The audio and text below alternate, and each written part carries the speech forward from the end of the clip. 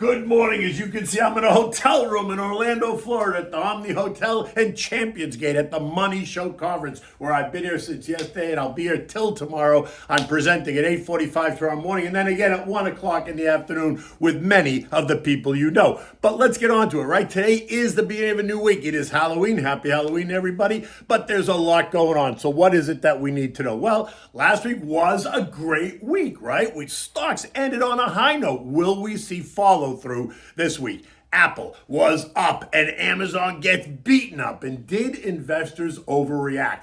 Oil remains in a very tight range. China continues to lock down, yet the Permian Basin is slowing in production. And it's another big earnings week and another big economic data week, right? What do we have for dinner today? Well, it's another Thanksgiving appetizer. It's a Parmegiana Crostini, but we'll talk about that in a minute. So where do I begin to explain the explosive move higher on Friday? Apple up 7.5%. They reported recordly quarterly revenues of $90 billion for the 3-month period. That's a $360 billion annual run rate. Or was it Amazon that reported a beat in their earnings but warned of tougher times ahead during the crucial holiday shopping period, which ended up sending that stock down 11% in the opening, only to end the day down 6% at $103.41. Nearly every analyst on the street cutting their price targets like a bunch of lemmings on the news. It was hysterical. Was it the record profits generated by ExxonMobil, which was up 2.9%, or Chevron up 1.1% that drove the action? Or maybe it was the surprisingly resilient results that we're seeing from some of the biggest industrial names. Think Caterpillar Tractor up 3.5%. That saw its quarterly sales rise by 21%. Or maybe it's the strong dollar. How about rising oil prices? How about the PCE, which is the Fed's favorite inflation gauge that showed continued upward pressure on prices? The core rate now up 5.1% this last month versus 4.9% the month before. What about pending home sales? Was a disaster. They collapsed, falling more than 10% in September, right? Think rising mortgage rates, when the expectation was for a small decline of 4%. Or was it the idea that wages and prices keep rising, which is only keeping pressure on the Fed, that drove the action? How about just simply more follow through from the rally that started 2 weeks ago, when we started seeing cracks at the Fed narrative about the pace and increment of future rate hikes, right? What was it that drove the action? No matter what it was, it is what it is, right? So you can't really get in the way of it. You have to follow the trend. The algos and traders and investors all taking stocks higher, right? Talk of more reasonable, less hawkish Fed has been at the core of this month's dramatic move up, and the argument continued to push stocks higher even on Friday. By the end of the day, the Dow gained 830 points or 2.5%. The S&P up 94 points or 2.5%. The Nasdaq added 310 points, almost 3%. The Russell added 40 points or 2.2%, and the transports gained 205 points or 1.5%. Everything was higher. Tech, which has been clobbered all year, the sector down more than 34% at one point during the year, rallied the hardest, rising 4.3%, leaving it just off 25% year to date. Utilities added 2.7%. Communications, another underperformer this year, down nearly 40%, rallied 2.5%. Financials up 2.5%. Real estate up 2.5%. Industrials, utilities up 2.3%. Consumer staples up 2.2%. Healthcare and basic materials both up about 1.5%, while consumer discretionary gained just 0.1%. The value trade, the SPYV, gained 2.2%, while the growth trade, SPYG, added 2.6%. Semiconductors, right? The SOXX, up nearly 4%. Again, a sector that has gotten crushed this year. Individual names, NVIDIA up 5%, Intel up 11.6%, and AMD up 6%, ahead of earnings that are coming out this week for AMD.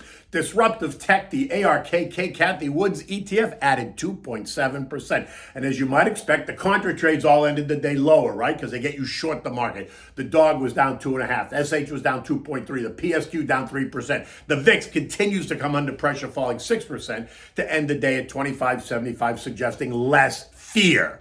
We're now halfway through the earnings season, and we're seeing about 68% of the reports beat on both the top and bottom lines, which is below the typical quarterly rate of about 75%.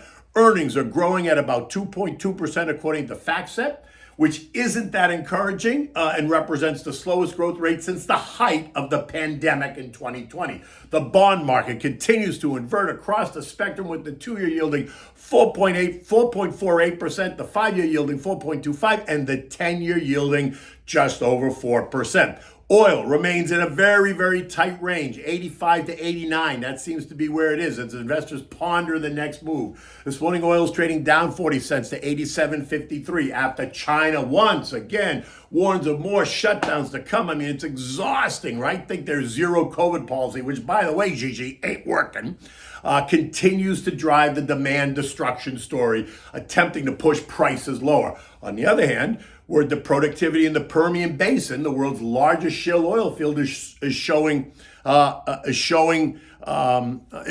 production, right? Is showing slowdown in production to keep upward pressure on prices. In addition, U.S. oil exports rose to a record last week, suggesting that demand is just fine and that talk of destruction is nothing more than trader talk. Although keep your eyes on diesel, because that's coming to be a crisis only weeks away. The midterms now are only 9 days away, and while expectations remain for that split Congress, the market always does better 12 months out, right? Because once again, we're going to have some clarity on policy, and we can be sure now that the Dems will no longer be driving the bus alone. A split Congress will force cooperation, and it would be welcomed by the markets, right? It would force both sides to come to the middle. It's going to eliminate the crap on the fringes. And that would be viewed as a long-term positive. And remember, historically, the market is always higher 3, 6, and 12 months post a midterm election. This week is chock full of economic data, but there's also a couple of key items that's going to dominate the conversation. Wednesday's FOMC, right, the Federal Open Market Committee meeting, the press conference is what investors are going to be paying attention to, because by now you know rates are going up 75 basis points on Wednesday. We know that. But what's going to be of interest is what JJ says at 2:30 p.m. Is he going to start to draw back on his aggressive stance? Will he change the direction of the narrative, right? Is he going to give justification to the cracks that we saw just a couple of weeks ago? Currently, Fed fund futures are suggesting a 44% chance of another 75 basis point rate hike in December, which is down from more than 60% where it was 2 weeks ago. Will he finally put that to bed and tell us that the Fed is beginning to see inflation moderate, that the actions so far are beginning to take effect? But remember, we're going to get 5 more inflation reads before the December meeting. So my view, while we want to hear him say that it's all working, there's a real chance that we're going to see inflation continue to push higher when we get the November and December CPI, PPI, and PCE reports. And therein lies the risk that rates will continue to push higher. Remember, they have suggested that 5% is the terminal rate, right? Otherwise, the neutral rate. After this Wednesday's move, Fed funds are going to be in the 3.75 to 4% range. So we still have room to go. Just depends on how fast we're going to get there. Remember, JJ told us that inflation is the key, and the Fed was not going to push back on the brakes until they saw a significant decline in the pace and the rate of inflation. So in my mind, it's going to be very hard for him to justify a slowing down if we continue to see inflation moving up.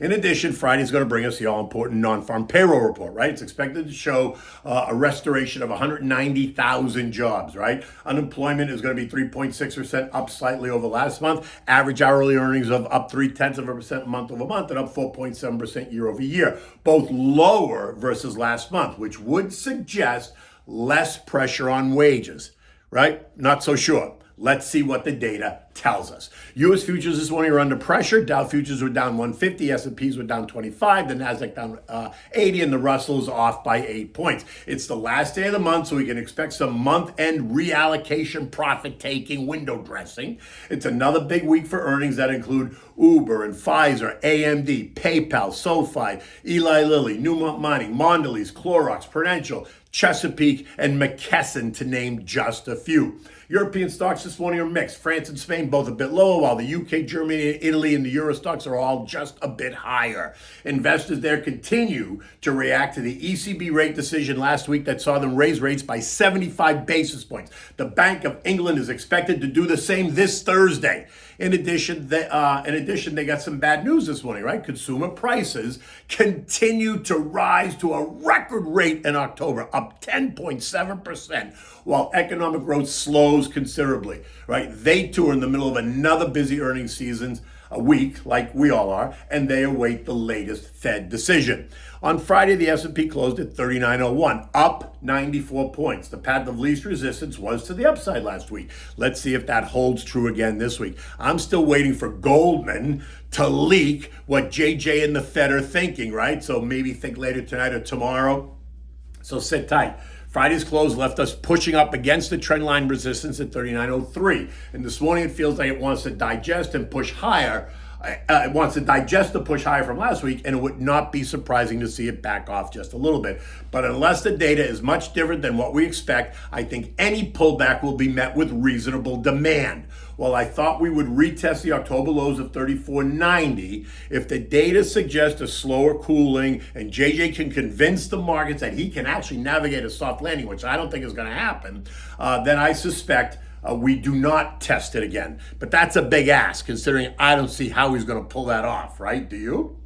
So sit tight. As a long-term investor, remember, you have to stick to the plan. Take advantage of dollar cost averaging. Take advantage of the dividend reinvestment programs. Overweight the big boring names and buy the stuff that people need, right? Consumer staples, utilities, healthcare, energy. I know I'm like a broken record. I keep saying it, but you need to keep saying it to help people understand where we are, right? Don't eliminate your high growth stocks, just keep them underweighted. Okay, so what are we having for dinner? Again, Thanksgiving is coming. I told you I was going to throw you a couple of different things. These are appetizers, not a dinner, but they're really good and different. It's a Parmegiana Crostini with cannelloni bean and kale bruschetta. All right, so it's something you want to consider. It'll be different on the table. It makes perfect sense. It teases your taste buds and it gets your guests ready for the big meal, right? Don't overdo it though, just enough to tease your guests, right? You don't want to fill them up with the appetizers. Okay, it's easy to make and it's delicious to eat. And for this, you need some simple things, right? So you need kale, you need a can of cannelloni beans, you need garlic, salt and pepper, chicken broth, you need a French baguette, you need butter and olive oil, and finely grated Parmegiana cheese. You want to start first, you want to make the crostini. So you want to preheat your oven to 400 degrees on the bake, not the broil, on the bake feature. Slice the baguette, right? Slice it in a diagonal, cut it into like 1/2 inch thickness, arrange it on the cookie sheet and brush the bread on one side with the melted butter and olive oil mix. Sprinkle it lightly with the finely grated Parmegiana cheese, just a hint, not too much. Put it in the oven and let it bake until it's browned. Then flip them over and continue baking the other side. Do not brush the other side with the butter and oil. Just let it toast up, right? Doesn't take you very long. Be careful because it'll go from brown to burnt.